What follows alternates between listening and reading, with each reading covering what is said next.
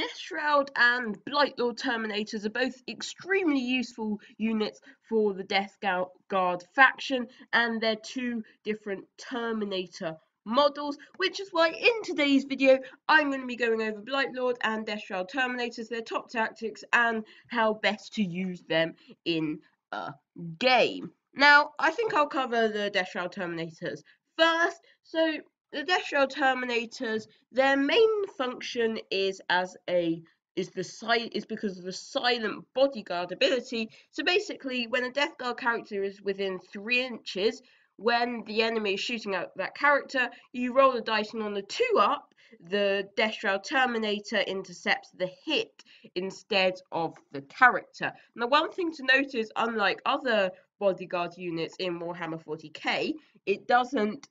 The wound rolls and the hit roll, well, not the hit rolls, but the wound rolls and the save rolls are all done as if the Deathshroud Terminators are being shot, whereas with other models it would be just the wounds carry over to the bodyguard, but the stats, the toughness and the save are from the original character. Now, what this means is that it is important to give your Deathshroud Terminators some useful stats, and tough 5 is of course very good, although you can use the psychic power, which makes them tough 6, which will make them quite a bit more resilient when they're being shot at, and they can be a bodyguard for longer. In addition to that, another thing that you can do is you can use this stratagem in the Mortarians and Veil Play Company, where you reduce the amount of damage that is taken. That's basically what it does. It's until the end of the phase and resolving attack made with a weapon against that unit. So it's not just one attack, but it is for a whole phase. So you might want to do that at the start of the shooting phase if they know they're going to try and shoot at your characters a lot and they are exposed. Now, of course, the way the Deathshroud Terminators work is you want to put them around quite a few characters. So I would put it in a squad of 3. I'd have it around Foul Blightsworn, Malignant Playcaster. You're likely going to have at least one of both of those in your army, particularly the Foul Blightsworn, because they can shoot the Plague Marines that might be around it, and they shoot the Foul Blightsworn. And the Foul Blightsworn is, of course, a very valuable unit, the best unit in your army, so you do want to protect that. And you can protect quite a few of your characters at the same time, because of the way with Death Guard, you often play with one big bubble of lots of shooty stuff, lots of resilient stuff, all your characters in one big bubble advancing up the board. Death Ball. Also, they are also quite good, so when your characters get to melee, if the Deathshroud are still alive, if they're within 3 inches of the characters, they give them an extra attack, which is of course also very useful. Now, the Shroud Terminators, they're not only there for Malignant Playcasters, Foul Blightspawns, and other like Tallymans and lots of Contagion and stuff.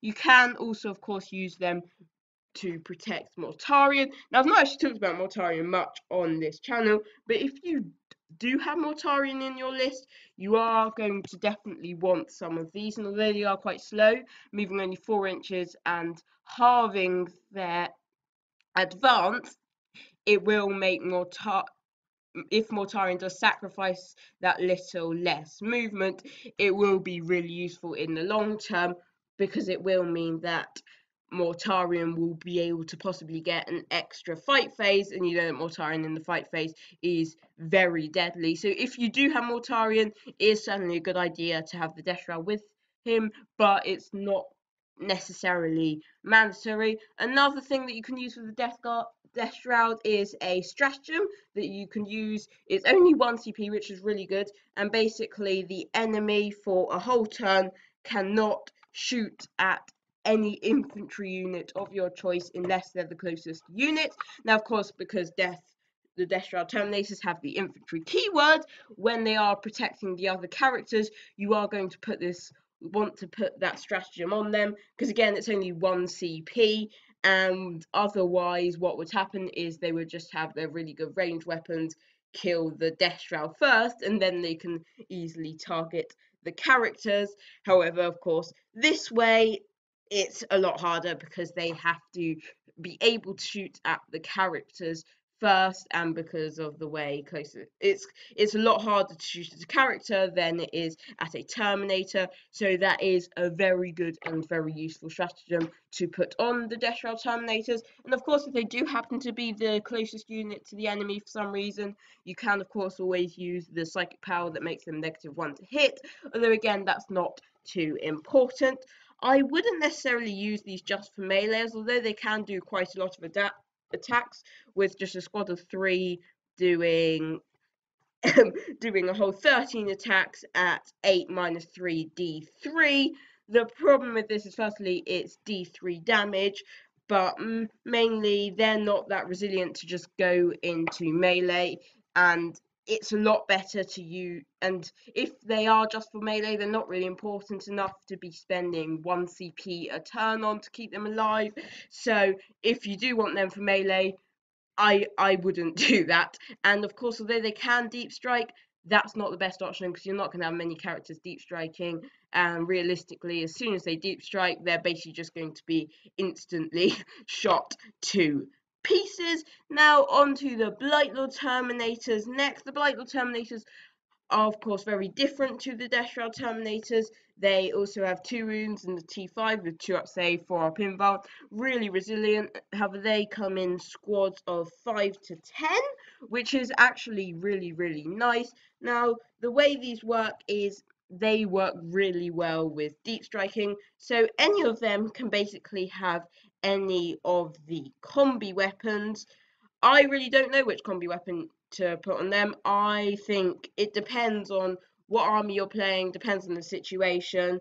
I probably put on either combi bolters or combi melters, but again, it's not really, then it doesn't really make much difference. I mainly have them for their melee attack because of course basically 1 in 5 or 2 in the squad of 10 can have a flail of corruption, which is a really useful weapon because what it is D3 hit rolls per attack, and that's 2 attacks, a third one when you charge, so effectively 3d3 attacks at +2 -2 which is really nice because it's strength 6, so it's good winning against everything. Same with AP2, and because it's 2 damage but it's got a special ability that means the damage carries over, then what that does mean it basically works against any sort of unit. Now this works even better if you're playing Imperium, because then you have Death of the False Emperor,